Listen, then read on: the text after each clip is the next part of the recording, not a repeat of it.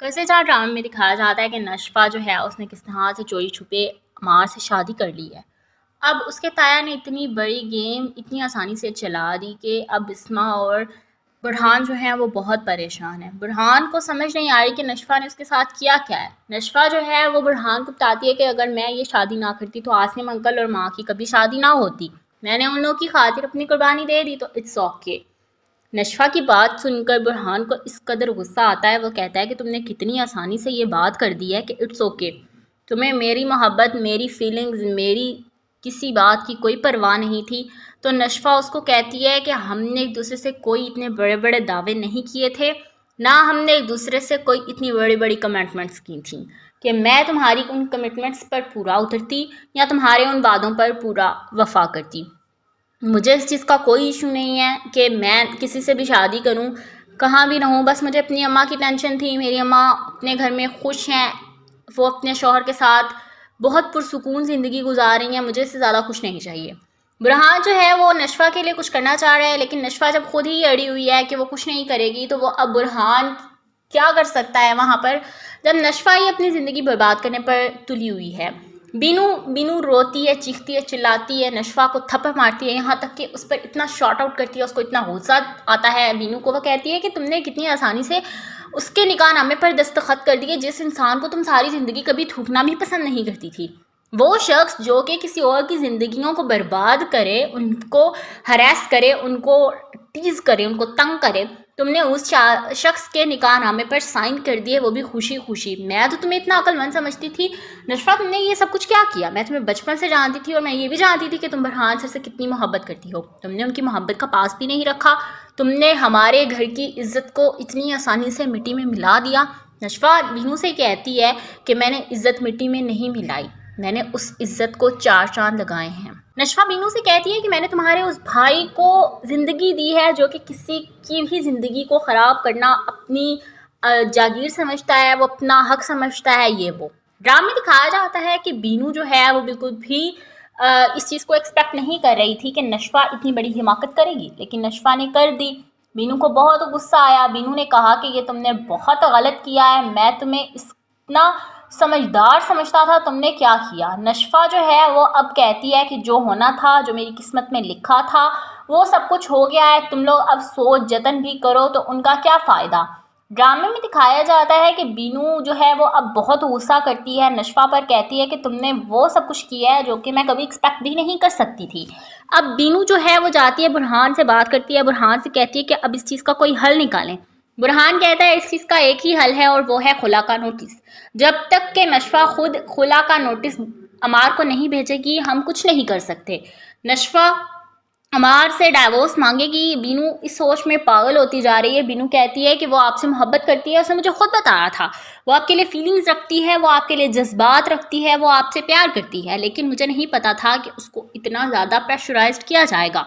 बिस्मा जो है वो अपनी पुरानी सास के पास आती है, साबिका सास के पास। वो उसको जाकर कहती है कि अम्मा प्लीज़ आप नशफ़ा की ज़िंदगी बर्बाद ना करें।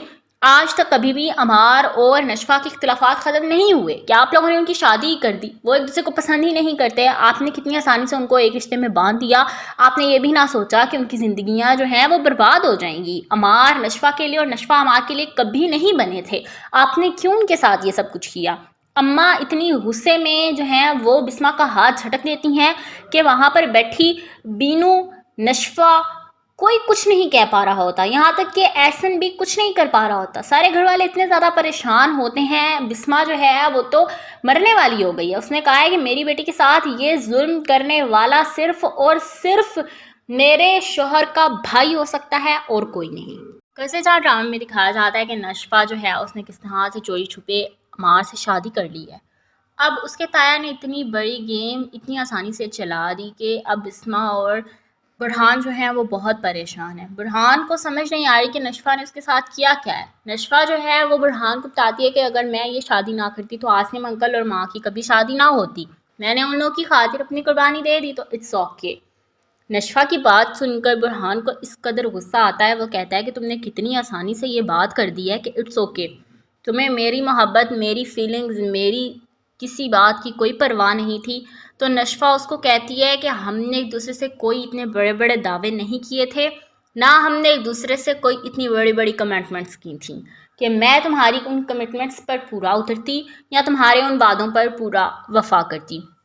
مجھے اس چیز کا کوئی ایشو نہیں ہے کہ میں کسی سے بھی شادی کروں، کہاں بھی رہوں، بس مجھے اپنی اماں کی ٹینشن تھی۔ میری اماں اپنے گھر میں خوش ہیں، وہ اپنے شوہر کے ساتھ بہت پرسکون زندگی گزار رہی ہیں، مجھے اس سے زیادہ خوش نہیں چاہیے۔